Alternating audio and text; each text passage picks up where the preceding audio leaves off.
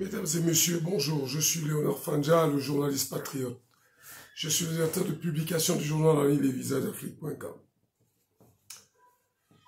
C'est un journal panafricain bilingue dont la ligne éditoriale est le combat pour le temps de la justice et de la vérité. C'est un engagement à vous servir la direction décolonisée de l'information. Entendez par là une information juste, vraie, authentique, non biaisée, favorable à l'émergence de l'Afrique en général et du Cameroun en particulier. Bienvenue donc sur notre chaîne éponyme Les Visages d'Afrique sur YouTube, ainsi que sur sa page éponyme sur les Facebook. C'est notre engagement et celui de vous servir, de dire la vérité, toute la vérité et rien que la vérité. Mais avant, on va rendre grâce à Dieu aujourd'hui.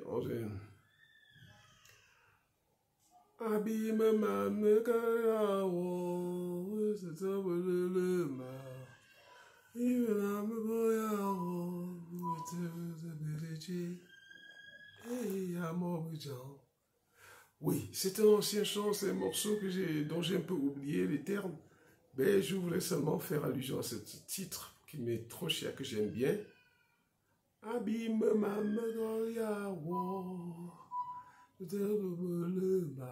Je crois que pour nous confesser notre péché, on a déjà tellement trop péché, mais Dieu est toujours bon et miséricordieux, nous pardonne et il veille sur nous. Et c'est de lui que nous tirons notre force. Alors, pour ce matin, nous voulons juste vous donner des informations importantes.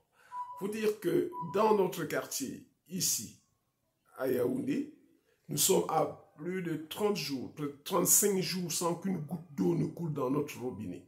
Il n'y a pas longtemps, je vous ai dit comment j'ai failli mourir.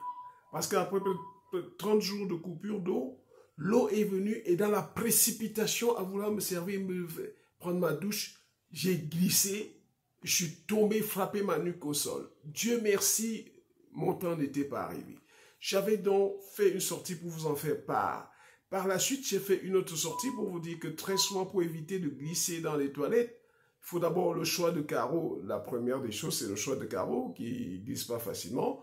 Ensuite, toujours après le bain, nettoyer la douche à la serpillière.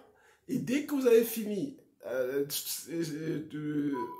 à sécher avec la serpillière, vous prenez donc un vieux tissu sec avec lequel vous allez essuyer. C'est déjà bien pour éviter des mauvaises odeurs dans les toilettes, dans les douches. Et ça sèche bien et puis ça préserve, c'est bien pour un bon entretien des carreaux dans les toilettes.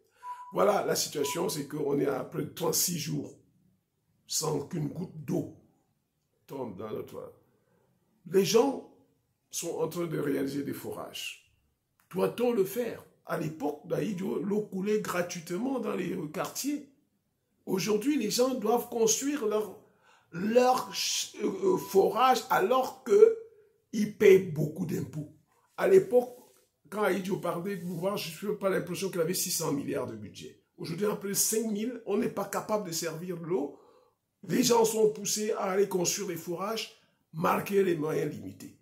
Alors, nous disons, et comme si cela ne suffisait pas, nous avons vu chasser les enfants, une directrice de lycée qui chasse les enfants pour non-paiement de l'APE.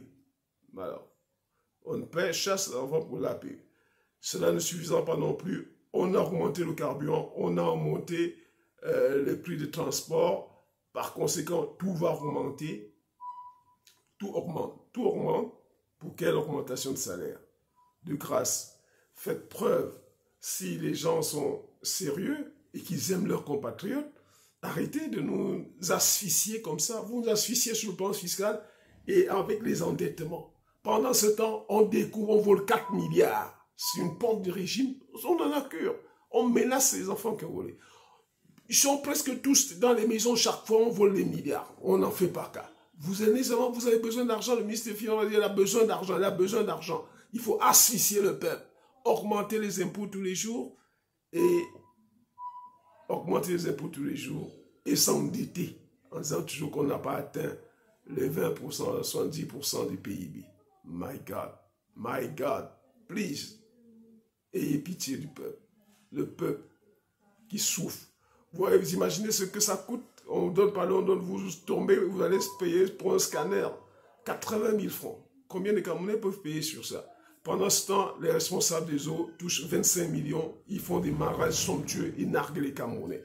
De grâce, chers dirigeants, ayez pitié du peuple. Le peuple a faim. Le peuple misère de plus en plus. Je vous en prie.